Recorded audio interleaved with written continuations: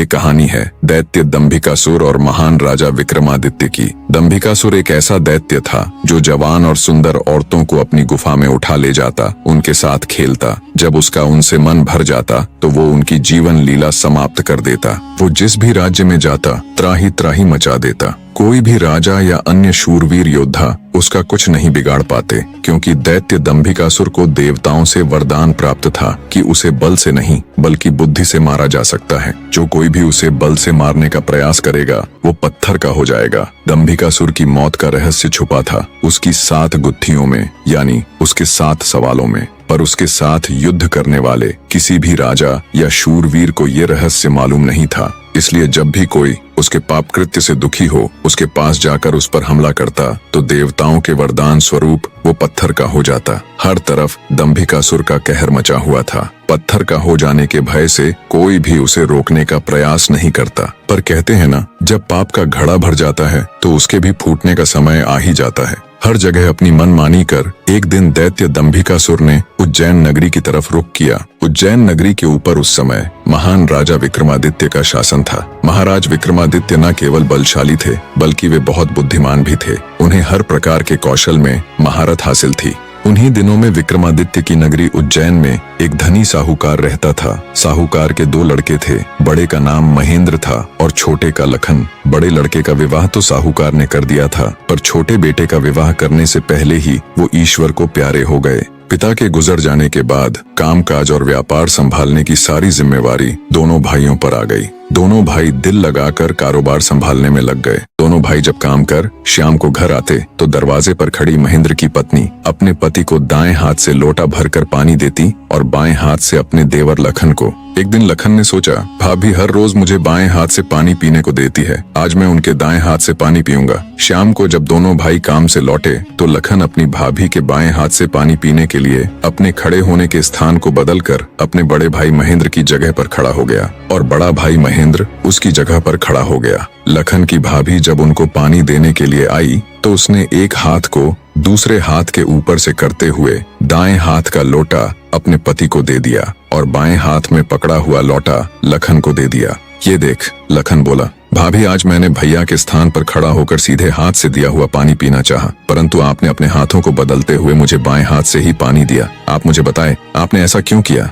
लखन की बात सुनकर उसकी भाभी ने उत्तर दिया, अगर तुम्हें सीधे हाथ का दिया हुआ पानी ही पीना है तो तुम भी अपने लिए सीधे हाथ से पानी पिलाने वाली ले आओ। भाभी की कही हुई बात लखन को चुभ गई। वह बिना पानी पिए ही भाभी से कहने लगा, ये लो तुम अपना पानी का लोटा और मैं यहाँ से जा रहा हूँ, और अब मैं तभी वापस आऊंगा जब मुझे सीधे हाथ से पानी देने वाली मिल जाएगी, वरना अपनी शक्ल नहीं दिखाऊंगा। इतना कहकर वो तुरंत मुड़ा और चल पड़ा। ये देख उसके बड़े भाई महेंद्र ने उसे रोकने की बहुत कोशिश की, पर वो नहीं माना और बोला, नहीं भैया, अब तो तभी वापस आऊंगा जब मुझे मेरे योग्य पत्नी मिल जाएगी। इतना कहकर वो घर छोड़कर चल दिया। चलते चलते वह अपने नगर से दूर कांचीपुरम शहर में पहुंच गया। कांचीपुरम का राजा चंद्रसेन एक धार्मिक विचारों वाला व्यक्ति था। उसके राज्य में चारों ओर अमन शांति का माहौल था, परंतु फिर भी राजा चंद्रसेन हमेशा दुखी रहता था। राजा के दुख का कारण था उसकी जवान बेटी चंद्रकला का स्वास्थ्य। चंद्रकला दिखने में तो अत्यंत खूबसूरत थी, पर उसे एक असाध्य रोग ने घेर रखा था, जिस कारण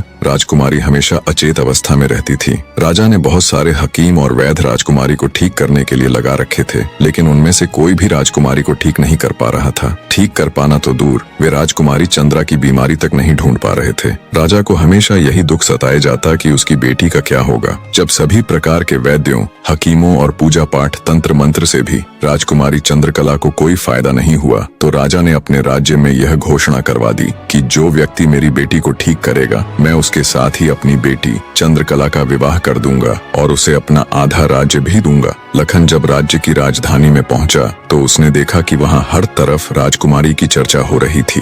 राज्य का हर कोई व्यक्ति राजा की घोषणा और राजकुमारी की बीमारी की बात कर रहा था। जब लखन ने एक व्यक्ति से इस बारे में पूछा तो व्यक्ति ने राजकुमारी की बीमारी से लेकर राजा की घोषणा तक का सारा किस्सा लखन को बताया। सारी बातें सुन लखन कुछ देर वहां खड़ा विचार करता रहा, फिर कुछ सोचकर वो राजमहल की तरफ चल पड़ा। एक जिंदा सांप राजा की लड़की के पेट में रहता था। सांप ने राजा की लड़की को अपने वश में किया हुआ था। जब रात होती तो वो कुछ देर के लिए राजकुमारी के मुख से बाहर निकलकर जंगल की तरफ चला जाता और सुबह होने से पहले ही वो फिर से उसके अंदर चला जाता। राजकुमारी इस बात से बिल्कुल अनजान थी कि उसके अंदर एक सांप ने डेरा डाला हुआ है। अनजाने में वो पूरी तरह से उस नाग के वश में थी। राजमहल में किसी को भी इस बात की भनक तक नहीं थी कि राजकुमारी के अंदर एक 7 फुट का सांप रहता है। सभी यही समझते कि पता नहीं राजकुमारी को क्या बीमारी लग गई जिसके कारण वो हमेशा अचेत रहती है। बड़े से बड़े वैद्य और हकीम भी इस बात का पता नहीं लगा पाए। लखन जब राजमहल के अंदर गया तो उसने देखा कि वहाँ पर बहुत सारे वैद्य और हकीम राजकुमारी को ठीक करने के लिए लगे हुए हैं। एक कोने में खड़े होकर चुपचाप लखन ये सारा माजरा देखने लगा। जब शाम का समय हुआ तो सभी हकीम और वैद्य धीरे धीरे करके वहाँ से चले गए। तब लखन राजा के मंत्री के पास गया और बोला, मंत्री महोदय, सभी अपना प्रयास कर चुके हैं, अब एक मौका मुझे भी दिया जाए। लखन की बात सुन मंत्री उसे अपने साथ ले राजा के पास जाता है और लखन का प्रस्ताव राजा के सामने रखता है। बेचारा हर तरफ से निराश हो चुका राजा एक बार अनमने ढंग से लखन की तरफ देखता है, फिर दुखी मन से कहता है, बताओ तुम मेरी बेटी का इलाज किस प्रकार करोगे। लखन राजा को प्रणाम कर बोला, महाराज, मुझे एक रात अपनी बेटी के साथ ठहरने की इजाजत दीजिए, तभी मैं किसी नतीजे पर पहुंच सकूंगा। एक बात और महाराज, मैं बिल्कुल एकांत में राजकुमारी के साथ रहना चाहता हूँ, तभी मैं अच्छे से ध्यान लगाकर राजकुमारी जी की बीमारी का पता लगा पाऊंगा। लखन की आत्मविश्वास भरी बातों से राजा के मन में हल्की सी उम्मीद जागी। उसने लखन को रात में राजकुमारी के साथ एकांत में रुकने की इजाजत दे दी। राजा की इजाजत मिलते ही लखन राजकुमारी के कक्ष में गया और उससे कुछ दूर एकदम चुपचाप बैठकर उसे देखने लगा। जैसे ही रात के 12 बजे का समय हुआ तो अचेत अवस्था में पड़ी हुई राजकुमारी के मुंह से सांप बाहर निकला और महल के परिसर से होता हुआ जंगल की ओर चला गया। ये सब देख लखन दंग रह गया। वो बिना कुछ हरकत किए चुपचाप वहीं बैठा रहा। जब रात का आखिरी पहर खत्म होने को आया तब वो सांप वापस लौटा और राजकुमारी चंद्रकला के मुख से होता हुआ पूरा उसके अंदर समा गया। दम साधे लखन ये सारा माजरा देखता रहा। सारा माजरा देख उसे समझते देर न लगी कि राजकुमारी की सारी बीमारी की जड़ ये सांप ही है। सुबह हुई तो राजा चंद्रसेन डर और बेसब्री के मिश्रित भावों के साथ लंबे लंबे कदम रखता हुआ अपने मंत्री के साथ राजकुमारी के कमरे में आया और बेसब्री से उसने लखन से पूछा, बताओ लड़के, तुम किस नतीजे पर पहुंचे? क्या मेरी बेटी ठीक हो जाएगी? लखन बोला, महाराज, मुझे राजकुमारी की बीमारी का पता चल गया है और ईश्वर ने चाहा तो वो जरूर ठीक हो जाएगी। आप मुझे एक रात का समय और दीजिए और मेरे लिए एक तलवार, एक मिट्टी से भरी हुई बड़ी सी बाल्टी का इंतजाम कर दीजिए। लखन की बात सुन राजा को बहुत सुकून मिला। उसने मंत्री को लखन के द्वारा मांगा गया सारा सामान उसे देने का निर्देश दिया। अब सभी को इंतजार था तो बस रात का। राजकुमारी को सांप के चंगुल से मुक्त कराने के लिए लखन रात्रि के आने का बेसब्री से इंतजार कर रहा था। पूरी तैयारी के साथ हाथ में धार धार तलवार लिए लखन राजकुमारी की ओर निगाहें गढ़ाकर उससे कुछ दूरी पर बैठ गया। जैसे ही राजमहल के घड़े ने रात्रि के 12 बजे का घंटा बजाया, वैसे ही फुंफकारता हुआ सांप राजकुमारी के मुख से निकला तो उसके इंतजार में बैठे लखन ने अपनी धार धार तलवार से उस पर तेजी से ऐसा वार किया कि तुरंत सांप 2 टुकड़ों में जमीन पर बिखर गया। लखन ने सांप के दोनों टुकड़ों को उठाकर रेत से भरी बाल्टी के अंदर दबा दिया और सुबह होने से पहले ही बाल्टी समेत मृत सर्प को जंगल में ले जाकर उसे आग के हवाले कर दिया और वापस राजमहल लौट आया। तब तक सुबह होने का समय भी करीब हो चला था। राजमहल जब लखन ने राजकुमारी चंद्रकला को जगाया तो हमेशा अचेत अवस्था में रहने वाली राजकन्या तुरंत उठकर बैठ गई, क्योंकि अब उसके अंदर से वो सर्प निकल चुका था तो उसका प्रभाव भी खत्म हो चुका था। राजकुमारी उठते ही हैरान थी। उसे ऐसा लग रहा था जैसे पता नहीं वो कितने सालों से नींद में थी। जब लखन ने राजकुमारी से उसके स्वास्थ्य के बारे में पूछा तो अचंभित राजकुमारी ने अपने आप को बिल्कुल ठीक बताया। तब तक सुबह भी हो चुकी थी। उधर राजा भी पूरी रात सोया नहीं था। उसे बस इंतजार था तो सुबह का। जैसे ही सुबह हुई राजा बेसब्री से भागा भागा राजकुमारी के कक्ष में आया। जब उसने बिल्कुल सही सलामत अपनी बेटी को बैठे और बात करते पाया तो उसकी खुशी का ठिकाना ना रहा। आंखों में अश्रु लिए राजा ने तुरंत अपनी लाडली बेटी को गले लगा लिया। भरे हृदय से राजा ने हाथ जोड़कर लखन का शुक्रिया अदा किया और अपनी शर्त के अनुसार राजकुमारी चंद्रकला का विवाह लखन के साथ कर दिया। जब राजा ने लखन को अपना आधा राज्यपाट देना चाहा तो लखन ने राज्य लेने से साफ मना कर दिया। ऐसा स्वाभिमानी दामाद पाकर राजा चंद्रसेन खुशी से फूला नहीं समाया। उसने खुशी खुशी बहुत सारा धन देकर अपनी बेटी चंद्रकला को लखन के साथ विदा कर दिया। जब राजकुमारी चंद्रकला को ले लखन अपने राज्य उज्जैन नगरी पहुंचा तो उसकी भाभी समेत पूरे परिवार ने उन दोनों का हार्दिक स्वागत किया। लखन खुशी खुशी अपनी नवविवाहिता पत्नी राजकुमारी चंद्रकला के साथ रहने लगा। कुछ ही दिन बाद उज्जैन नगर में एक भव्य समारोह था जिसमें राजकुमारी चंद्रकला भी अपनी भाभी के साथ समारोह देखने गई हुई थी। तभी मेले में दूसरी तरफ से दैत्य दंभिकासुर ने प्रस्थान किया। इतने बड़े दानव को देख समारोह में हड़कंप मच गया। हर कोई अपनी जान बचाने के लिए इधर उधर भाग रहा था। दैत्य को देख राजकुमारी चंद्रकला भी अपनी भाभी के साथ जब समारोह से भागकर जाने लगी, तभी दंभिकासुर की नजर राजकुमारी चंद्रकला पर पड़ गई। राजकुमारी के रूप यौवन को देखते ही दानवराज दंभिकासुर उस पर मोहित हो गया। दैत्य अपने पूरे जीवन काल में बहुत सी स्त्रियों के साथ खेला था, पर आज तक उसने इतनी सुंदर स्त्री कभी नहीं देखी थी। पलक झपकते ही उसने चंद्रकला को उठा लिया और उसे राज्य के बाहर अपनी गुफा में ले गया। राजकुमारी चंद्रकला का रो रो कर बुरा हाल था। उस बेचारी की तो किस्मत ही खोटी थी। कितने सालों तक वो उस नाग के चंगुल में फंसी रही। कुछ ही दिन पहले नाग से आजाद हुई थी। सोचा अब जिंदगी अच्छे से गुजरेगी, पर अब दैत्य दंभिकासुर ने उसे अपनी गुफा में ला पटका। न तो उसके आंसू रुकने का नाम ले रहे थे और न वो किस्मत को कोसने से। उसकी मनमोहक सुंदरता से अभिभूत दैत्य ने उसके साथ किसी प्रकार का बल प्रयोग नहीं किया। वह उस अद्भुत नारी को जबरदस्ती नहीं बल्कि उसकी सहमति से प्राप्त करना चाहता था। दंभिकासुर ने राजकुमारी से कहा, या तो तू अपनी मर्जी से मेरे साथ रहने के लिए सहमत हो जा, अन्यथा आजीवन तू ऐसे ही मेरी कैद में सड़ती रहेगी। दैत्य की बात सुन राजकुमारी चंद्रकला गुस्से से रोती हुई बोली, मैं तुम्हारे साथ रहने से पहले मरना पसंद करूंगी, और अगर तुम ये सोचते हो कि तुम मुझे यहाँ उठा लाए तो मैं तुम्हारी हो गई, तो ये तुम्हारी सबसे बड़ी भूल है। मेरा पति मुझे ढूंढते हुए यहाँ जरूर आएगा और वो तुझे छोड़ेगा नहीं। राजकुमारी की बात सुन दंभिकासुर घिनौनी हंसी हंसते हुए बोला, लगता है तुम पागल हो गई हो। मैंने तुम्हें यहाँ 7 तालों के भीतर बंद किया है। यहाँ तक किसी का भी पहुँचना असंभव है, और अगर गलती से कोई यहाँ तुझे ढूंढता हुआ आ भी गया तो मैं उसे एक कीड़े की तरह मसल दूंगा। ये तो तेरी सूरत मुझे भा गई, वरना अब तक तू भी कब की ऊपर जा चुकी होती। तेरी भलाई इसी में है कि तू स्वेच्छा से मेरी बात मान जा, वरना अंजाम बहुत बुरा होगा। इतनी बात कह दंभिकासुर वहाँ से चला गया। उधर जब मेले से दंभिकासुर राजकुमारी को उठाकर ले गया था तो लखन की भाभी बेचारी बेबस और लाचार सी बस उसे देखती रह गई। बहते अश्रुओं के साथ वो घर जाती है और सारा किस्सा लखन को कह सुनाती है। भाभी की बात सुन लखन के पैरों नीचे से जमीन सरक जाती है। वो तुरंत भारी कदमों से अपनी पत्नी चंद्रकला को खोजने निकल पड़ता है। कई दिनों तक जंगलों और शहरों की खाक छानता भूखा प्यासा लखन अपनी पत्नी को ढूंढता ढूंढता भटक रहा था। तभी उसे एक कुटिया दिखाई देती है। थका हारा लखन जब कुटिया के अंदर जाता है तो उसे अंदर एक साधु बाबा दिखाई देते हैं। लखन उनको प्रणाम कर वहीं बैठ जाता है। लखन की हालत देख महात्मा जी ने पहले उसे अच्छे से जलपान कराया और फिर बोले, बेटा तुम कौन हो और यहाँ जंगलों में क्यों भटक रहे हो। तब लखन महात्मा जी को अपनी सारी व्यथा कह सुनाता है। लखन की सारी दास्तान सुन महात्मा जी बोले, बेटा तुम जिस राक्षस की बात कर रहे हो उसका नाम दैत्य दंभिकासुर है। वो जहाँ भी जाता है तबाही मचा देता है। आज तक उसे कोई भी परास्त नहीं कर पाया। जिसने भी उससे मुकाबला करने की कोशिश की वो पत्थर का बन गया। इसलिए मेरी सलाह मानो और वापस अपने घर लौट जाओ, इसी में तुम्हारी भलाई है। उसके पीछे जाकर क्यों अपने प्राण गंवाते हो। साधु की बात सुन क्षण भर के लिए लखन सन्न रह जाता है। थोड़ी देर बाद धड़कते दिल के साथ उठकर वो महात्मा जी के चरण पकड़ लेता है।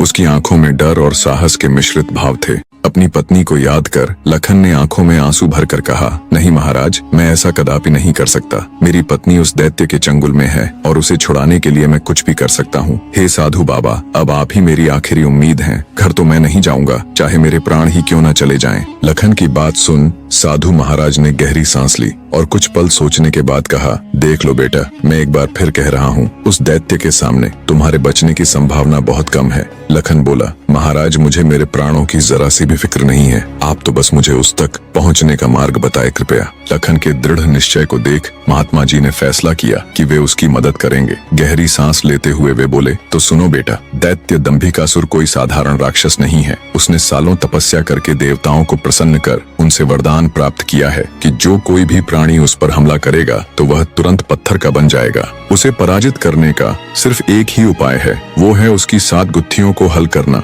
यानी उसके 7 प्रश्नों के सही जवाब देना। अगर तुम्हारे एक भी जवाब से वो संतुष्ट नहीं हुआ, अर्थात तुमने गलत जवाब दिया, तो भी तुम तुरंत पत्थर के बन जाओगे। उसके हर एक सवाल के हर सही जवाब के साथ उसकी शक्ति कम होती चली जाएगी और उसके सभी 7 प्रश्नों का ठीक ठीक जवाब देने पर अंततः वो शक्तिहीन हो जाएगा। फिर तुम उसके ऊपर आक्रमण कर उसे पराजित कर सकते हो। पर बेटा, वो बिना शक्तियों के भी बहुत बलशाली है, तुम फिर भी उसका मुकाबला नहीं कर पाओगे। महात्मा जी की बात सुन और दैत्य दंभिकासुर को पराजित करने का पूरा उपाय जान। डर की लहर के साथ लखन का पूरा शरीर झंझना जाता है, पर फिर वो अपनी पत्नी को याद कर दैत्य दंभिकासुर के पास जाने का निर्णय लेता है। लखन ने महात्मा जी के चरण छूकर कहा, महाराज, मैं तैयार हूँ, कृपया मुझे उस दैत्य के पास जाने का मार्ग बताएं। महात्मा जी ने लखन को आशीर्वाद देते हुए दैत्य दंभिकासुर की गुफा का रास्ता बता दिया। दृढ़ निश्चय कर एक अदम्य जोश के साथ लखन दंभिकासुर की गुफा की ओर चल पड़ता है। कुछ देर तक कठिन यात्रा करने के बाद लखन उस भयानक गुफा के द्वार पर पहुंच जाता है। वह अपनी तलवार निकालकर गर्जना करता है, दंभिकासुर बाहर आ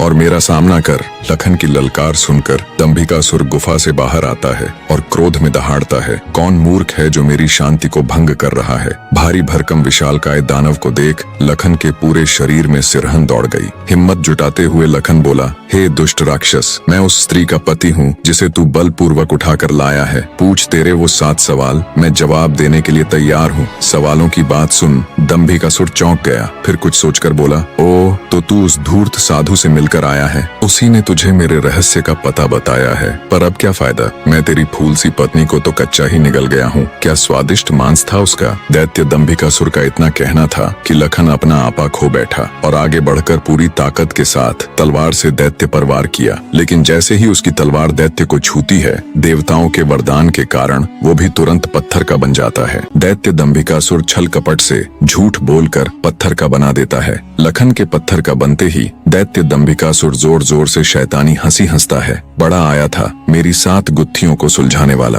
उसकी शैतानी हंसी से सारी वादियां दहल उठती हैं। घिनौनी हंसी हंसता हुआ दंभिकासुर अपनी गुफा में जाता है और राजकुमारी चंद्रकला से कहता है, एक कीड़ा आया था बाहर, कह रहा था तुम्हारा पति है। तुम तो बड़े बड़े दावे कर रही थी कि मेरे पति को जब मालूम चलेगा तो वो मुझे छोड़ेगा नहीं। अरे उसे मसलने के लिए तो मुझे अपने हाथों की भी जरूरत नहीं पड़ी, एक छोटे से झूठ से ही विचलित हो मिट्टी में मिल गया। इतना कह दानव जोर जोर से हंसता है। दंभिकासुर की बात सुन राजकुमारी चंद्रकला एकदम सन्न रह जाती है, मानो उसके शरीर में प्राण ही न हो। कुछ देर बाद जब थोड़ा होश संभाला तो रोती गिड़गिड़ाती हुई राजकुमारी बोली, दुष्ट दानव, क्या किया तूने मेरे पति के साथ। ऐसा नहीं हो सकता, मेरा पति नहीं मर सकता, कह दे कि तूने मुझसे झूठ कहा है।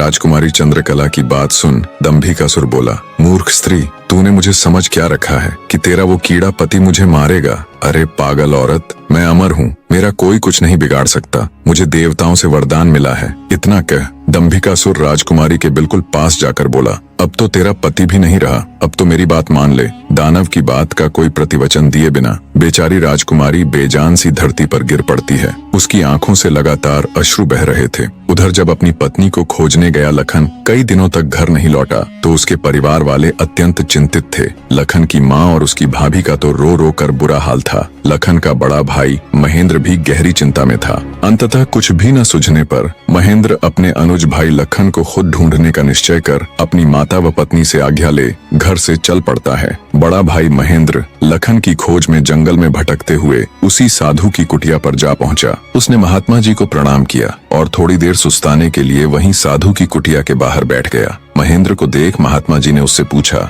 हे वत्स, तुम इस निर्जन जंगल में क्यों भटक रहे हो। तो महेंद्र ने शुरू से अंत तक सारा वृत्तांत महात्मा जी को सुनाया। सारा वृत्तांत सुन महात्मा जी के चेहरे पर चिंता की लकीरें उभर आईं। उन्हें इस प्रकार विचार मग्न देख महेंद्र ने पूछा, हे महाराज, मेरी बात सुनकर आप किन विचारों में खो गए और आपके चेहरे पर ये चिंता की लकीरें मैं साफ देख सकता हूँ। इसका क्या कारण है गुरुजी? महात्मा जी ने गंभीर स्वर में कहा, हे वत्स, मैं तेरे भाई लखन को जानता हूँ। वह भी मेरे पास आया था और उसने मुझे सारा वृत्तांत सुनाया था कि कैसे वह राक्षस उसकी पत्नी को उठा ले गया। महात्मा जी की बात सुनकर महेंद्र एकदम स्तब्ध रह गया। उसकी आंखों में आश्चर्य और चिंता के भाव उभर आए। महेंद्र बोला, तो कहाँ है मेरा अनुज महाराज? वो ठीक तो तो है, वो घर क्यों नहीं लौट रहा? हे महाराज, कृपया जल्दी से मुझे बताएं, मुझसे सब्र नहीं हो रहा।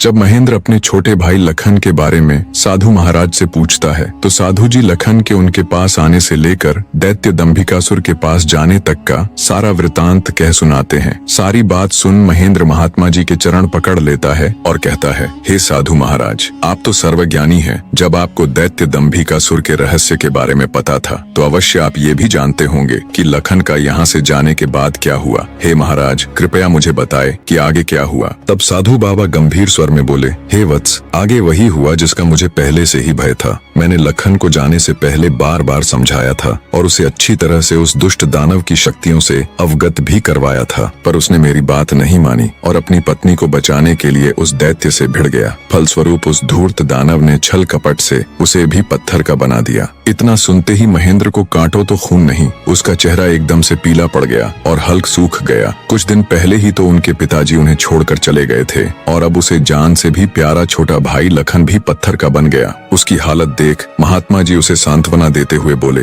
बेटा अब क्या हो सकता है, होनी को कौन टाल सकता है। महेंद्र तो जैसे शून्य में था, मानो उसके शरीर में प्राण ही ना हो। कुछ देर तक वहाँ घोर सन्नाटा छाया रहा। कुछ होश ठिकाने आने पर आंखों में अश्रु लिए महेंद्र बोला, हे महाराज, अब आप ही मेरी मदद कीजिए और मुझे रास्ता दिखाए जिससे मेरा अनुज फिर से अपने मानव रूप में लौट आए। महेंद्र की बात सुन महात्मा जी बोले, बेटा ऐसा तो कोई रास्ता नहीं है। जैसा कि मैंने बताया, उस दुष्ट दानव की 7 गुत्थियों का जवाब देना ही इस समस्या का एकमात्र हल है। कोई व्यक्ति जब उसके सभी सवालों के जवाब देकर उसे पराजित कर मौत के घाट उतार देगा, तब तुम्हारा भाई लखन ही नहीं बल्कि उस मक्कारी दैत्य द्वारा श्रापित किए गए सभी जीव अपने वास्तविक रूप में लौट आएंगे। महेंद्र बोला, महाराज आप तो सर्वशक्तिमान हैं, फिर आप ऐसा क्यों नहीं करते? महेंद्र की बात सुन महात्मा जी बोले, बेटा बेशक मैं उस पापी दानव के सभी सवालों का जवाब दे सकता हूँ, पर मेरी भी कुछ सीमाएं हैं जिन्हें मैं चाह कर भी नहीं लांघ सकता। इतना कह साधु महाराज चुप हो जाते हैं। तब महेंद्र बोला, ठीक है महाराज, तो फिर मैं खुद जाऊंगा अपने अनुज को बचाने और उस दुष्ट दैत्य के सवालों का जवाब देने। महेंद्र की बात सुन महात्मा बोले, बेटा तुम भी उसका कुछ नहीं कर पाओगे। फलत अपने भाई की तरह उसके जाल में फंसकर पत्थर के बन जाओगे। फिर भी अगर तुम जाने का निश्चय कर ही चुके हो तो एक बात का ध्यान रखना, वो दुष्ट तुम्हें भटकाने की कोशिश करेगा। उसकी बातों पर कोई भी प्रतिक्रिया दिए बिना सीधे उससे बस उसके सवाल पूछना। साधु महाराज के निर्देश सुन महेंद्र जी महाराज कह साधु से विदाई लेकर दैत्य दंभिकासुर की गुफा की ओर चल देता है। कठिन यात्रा करने के पश्चात महेंद्र उस भयानक गुफा के द्वार पर पहुंच जाता है और दैत्य दंभिकासुर को पुकारता है, हे दुष्ट दानव, बाहर आ, मैं आज तेरे सभी सवालों के जवाब दे तेरा काम तमाम कर दूंगा। महेंद्र की बातें जब दंभिकासुर सुनता है, गुस्से से लाल पीला हो दंभिकासुर गुफा से बाहर आकर दहाड़ने लगा। अब कौन मूर्ख मेरे हाथों से मरने आया है। उसकी दहाड़ इतनी शक्तिशाली थी कि पूरा जंगल थर्रा उठा। महेंद्र ने भी जब दैत्य के विकराल रूप को देखा तो क्षण भर के लिए तो वो भी ठिठका, पर फिर गुस्से से गर्जना करते हुए बोला, तो तू है वो दुष्ट राक्षस जिसने मेरे भ्राता की धर्मपत्नी का हरण किया और मेरे अनुज को पत्थर का बना दिया। दुष्ट दानव, आज तेरा अंत निश्चित है। पूछ फरेबी राक्षस, कौन से हैं तेरे वो 7 सवाल, मैं भी तो जानूं। दंभिकासुर घिनौनी हंसी हंसते हुए बोला, ओह, तो तू उस निकम्मे कीड़े का भाई है जो मेरे शाप की भेंट चढ़ गया। लगता है तेरा भी जीने से मन भर गया, जो तू सब जानते हुए भी यहाँ आया। महेंद्र क्रोध से दांत पीसते हुए बोला, घिनौने राक्षस, बातों में वक्त जाया मत कर। मैं तेरी बातों में आने वाला नहीं हूँ। जल्दी से पूछ तेरे वो सवाल, नहीं तो मैं तुझे इसी क्षण यमलोक पहुंचा दूंगा। ये सुन दंभिकासुर घिनौनी हंसी हंसकर नृत्य करते हुए बोला, सुन मूर्ख, मैंने तेरे भाई की पत्नी के साथ खूब विहार किया और जब मेरी इच्छा पूर्ण हुई तो उसके मांसल शरीर को कच्चा ही भक्षण कर लिया। क्या स्वादिष्ट मांस था उसका। अब तेरी बारी है, पर तुझे तो मैं पत्थर भी नहीं बनाऊंगा, सीधे तेरे टुकड़े टुकड़े कर डालूंगा। दैत्य दंभिकासुर के बोले गए ये बोल महेंद्र की छाती में किसी भाले की तरह लगे। अपने भ्राता की पत्नी के बारे में कहे गए शब्दों से उसके तन बदन में आग लग गई। सब कुछ अच्छे से जानते हुए भी महेंद्र अपने ऊपर काबू नहीं रख सका और दैत्य दंभिकासुर को मारने के लिए तेजी से उसकी तरफ लपका। जैसे ही उसने दैत्य के ऊपर अपनी पूरी ताकत लगा तलवार से वार किया, वैसे ही अपने भाई की तरह पल भर में वो भी पत्थर का बन गया। उसके पत्थर का बनते ही दंभिकासुर हंसते हुए बोला, तुम दोनों भाइयों की किस्मत में यही था कि तुम दोनों युगों युगों तक मेरी गुफा के प्रहरी बनकर रह जाओगे। इतना बुदबुदाकर दंभिकासुर अपनी गुफा में जाता है और राजकुमारी चंद्रकला को भी ये सब बता देता है और कहता है, तेरे दोनों रक्षक तो मेरे सामने ढेर हो गए, अब तू किसकी आस लगाए बैठी है, मूर्ख स्त्री। राजकुमारी चंद्रकला के रो रोकर आंसू सूख चुके थे। अब बचा था तो केवल क्रोध और ज्वाला। जलती हुई आंखों के साथ गुस्से में दहाड़ती हुई राजकुमारी बोली, दुष्ट राक्षस, तू क्यों इतना खुश हो रहा है? मुझे तेरा अंत साफ नजर आ रहा है, देख मेरी आंखों में। राजकुमारी चंद्रकला के तेवर देख और उसकी बात सुन दंभिकासुर विचलित सा हो जाता है और बिना कुछ कहे ही वहां से चला जाता है।